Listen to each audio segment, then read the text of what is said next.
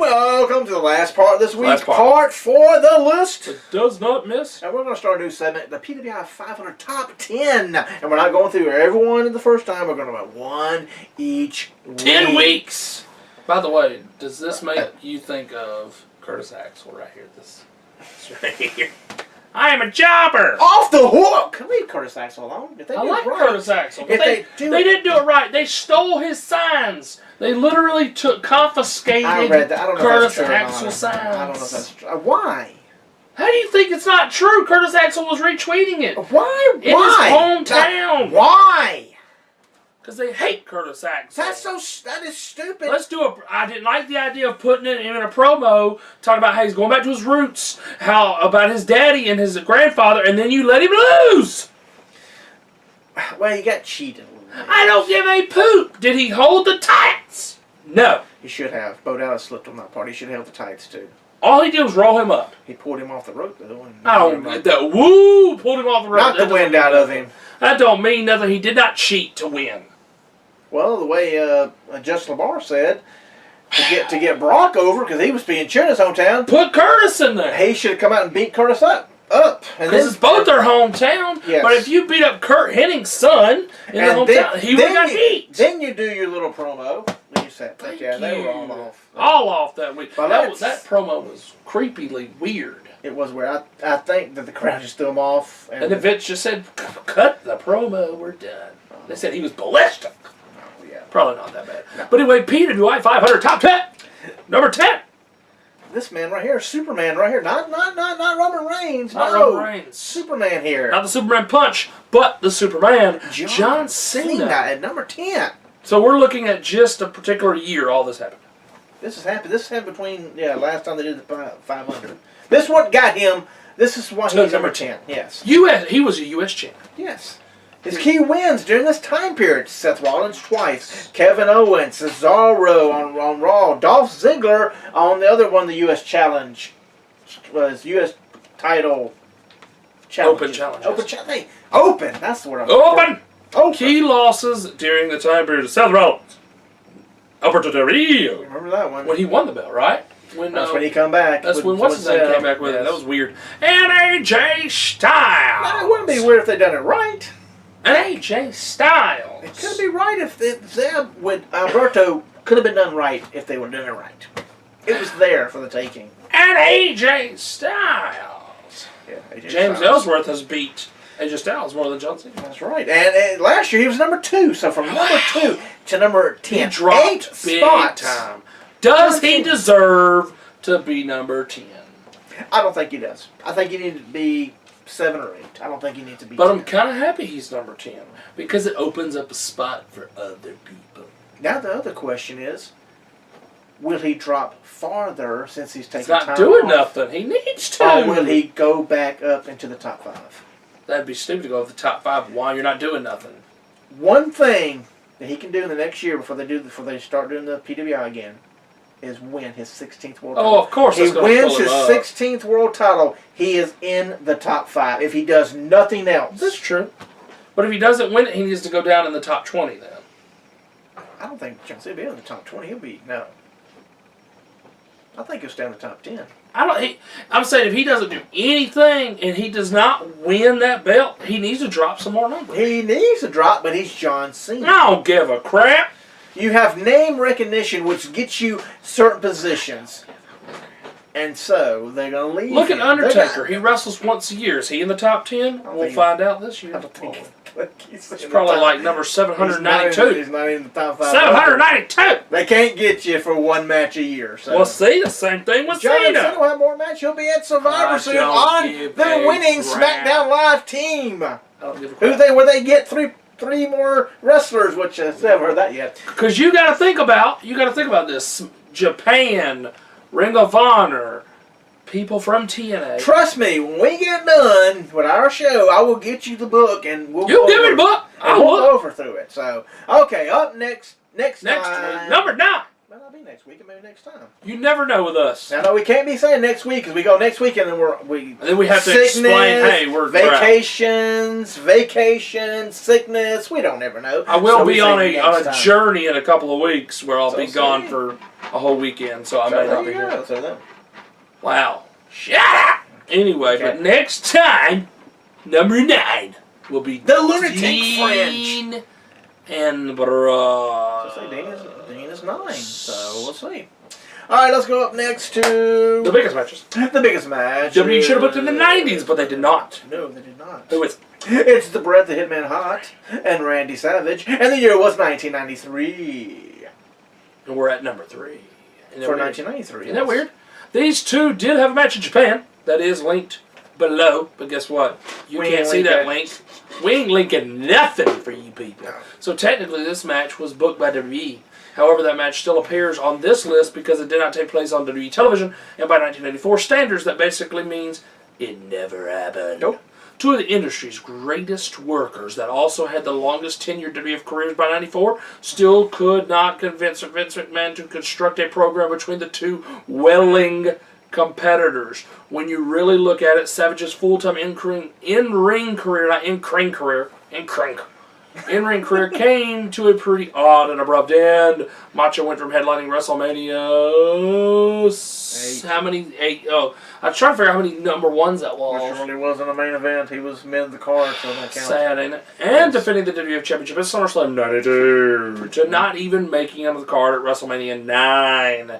He was a commentator on that event instead. When Bret first won the title in 92, he was in desperate need of top-tier challengers, and Macho Man could have filled that spot better than anyone. A Macho versus Hitman WrestleMania 9 main event would have been a much better contest than Yoko versus Bret. And when considering how Vince wanted Hogan to pass the proverbial torch to Bret, Savage certainly would have made for a fine second choice.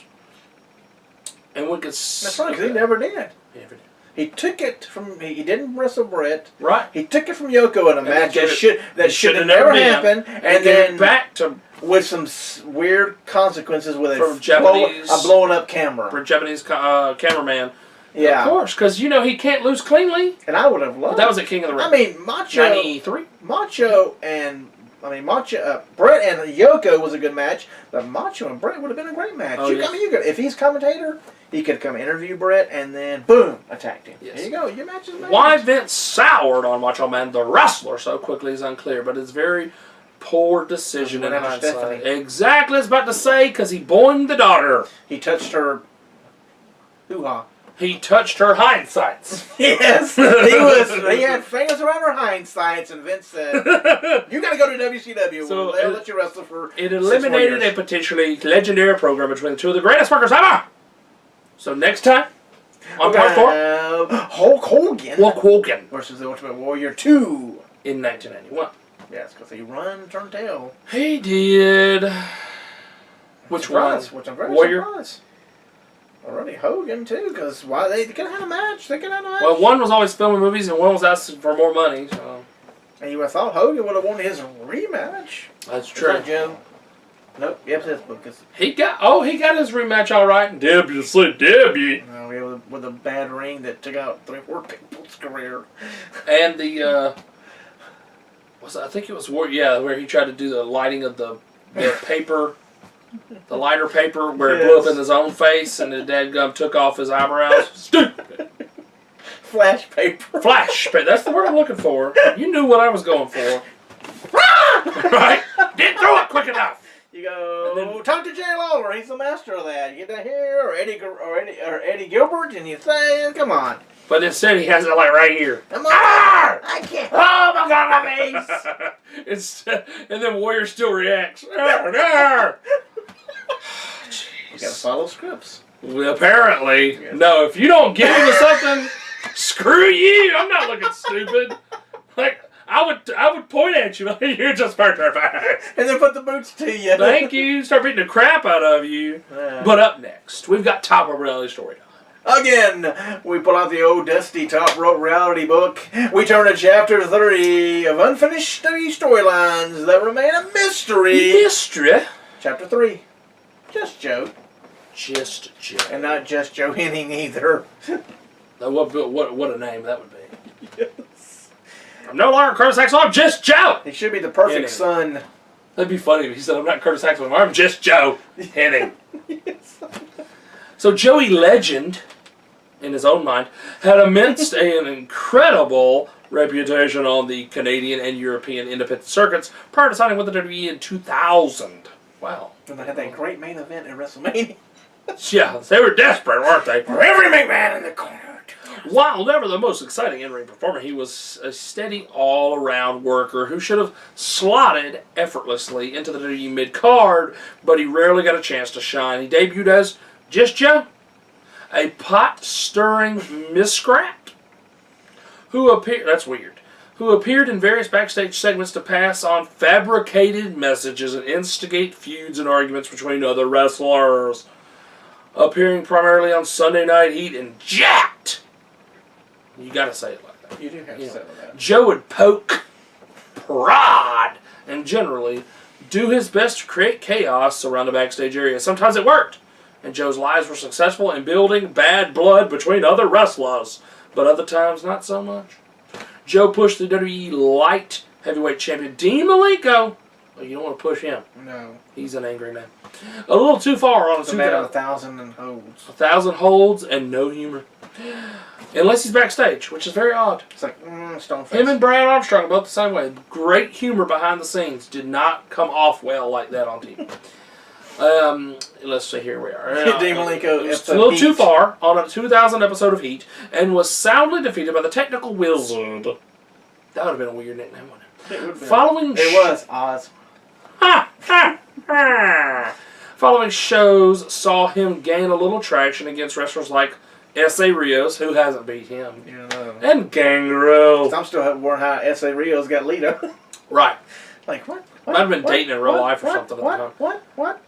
And Joe was eventually released from his WWE contract in just 2001. Got there in 2000, 2001, done. It was heavily suggested that there was a reason behind Joe's actions and that he was working towards a concrete goal with what he was doing. Unfortunately for Joe, the angle was dropped without a trace shortly after the Malenko loss, and Joe became just another face on Heat and Jacked. Yeah. I didn't even know any of that even happened. No. No, just Joe just sucked. So Apparently. Sorry.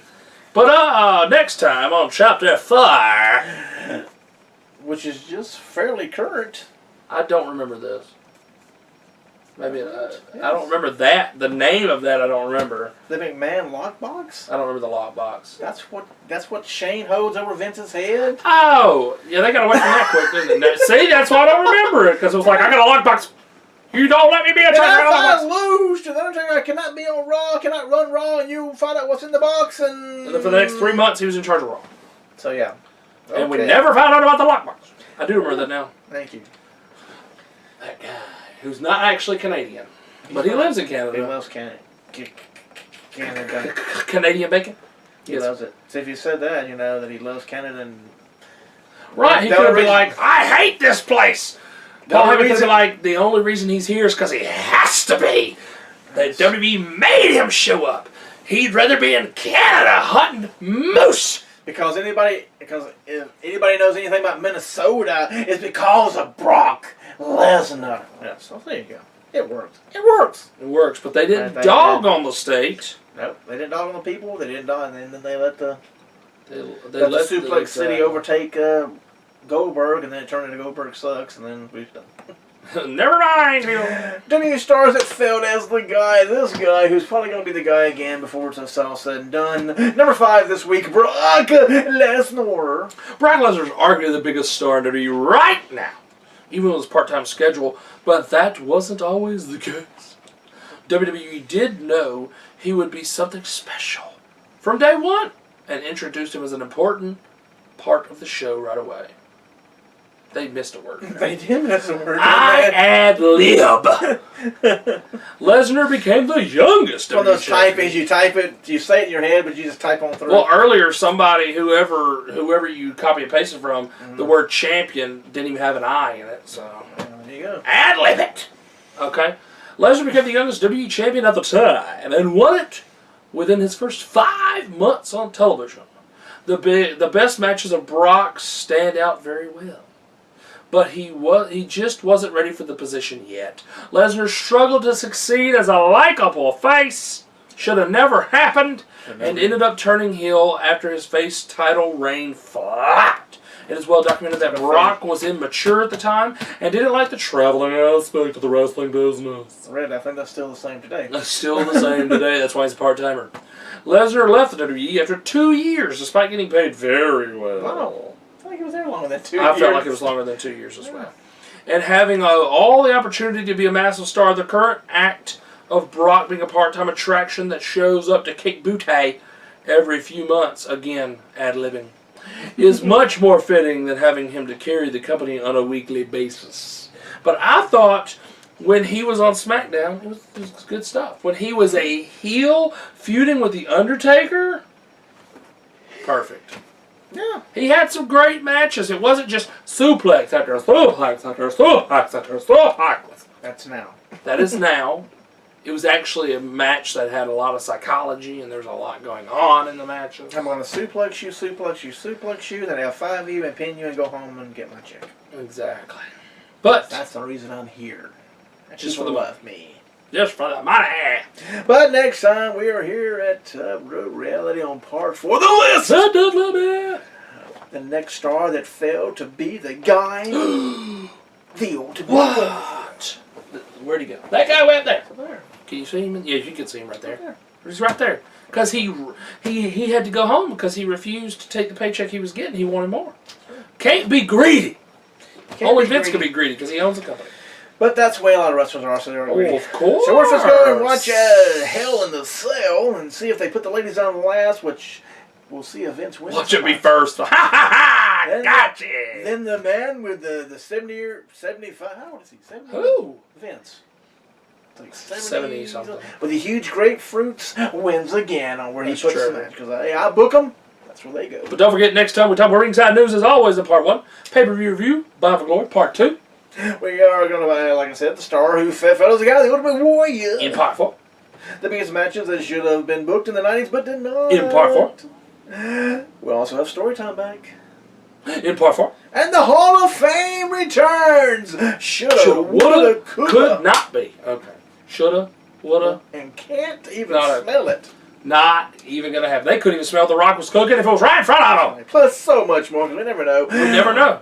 TNA may be over. But Yes. still have tapings to go. Absolutely. So we'll It's going to be find interesting. out. And we'll also talk about what happened in Hell in a Cell. And there's a certain women's wrestling league that we got to talk to you about. Oh, yes. Ooh, little teaser. And WrestleCade hasn't started yet, has it? It's at the end of November, so we got to we got it. Yes, it was very quickly. Got to get the names. 1,000 names. Last time, every time before, we'd go, here's a name, and then next week, here's another name. Right. Now we're going to give it to you all at one time, pretty much. Yeah, because it's almost about to happen. 1,004 names for WrestleCade. I hope not. They keep adding people, that's for sure. If you work for WWE under a contract, you can't go. If you're a Legends contract, you can show up. So That's true. Arn Anderson's probably there. And so will Booker T. And Ric Flair. That's true. And Bobby Heenan. Oh, sad. And Teddy Biasi. That's true. Because everybody's got a price. And Tito Santana. Oh, Lord. The Spanish teacher. No, wait a minute. We're not talking politics here. What's that going to do? You said everybody has a price. I mean, Oh, that's true. I know that would help. But, so join us next time. Money, money, money, money. Or you'll die. Okay. You give me your money now. So we'll see you right here next time on Top Rope Reality. I'm Mike Hogan. And I'm just a cat. For 120. It'll be 120. 120 will be next, but right now, we got to watch Hell in a Cell. And see if our predictions come true. Probably not. And don't forget, The Walking Dead's back too. Well, That's true. You got to watch The Walking Dead, but we're watching the Poor pay-per-view. Glenn. Yeah, I know. Sorry, the bloody part's already over, so. That's true. Mostly just the Kingdom this week. I didn't Yeah, back to the story of the kingdom and how Carol's alive. Carol's in the wheelchair. Is she faking? Is she not faking? Ooh, interesting. Could be, she works her mind. She does work the mind. Well, thank you for watching again. See you next week. Or next time. Yeah.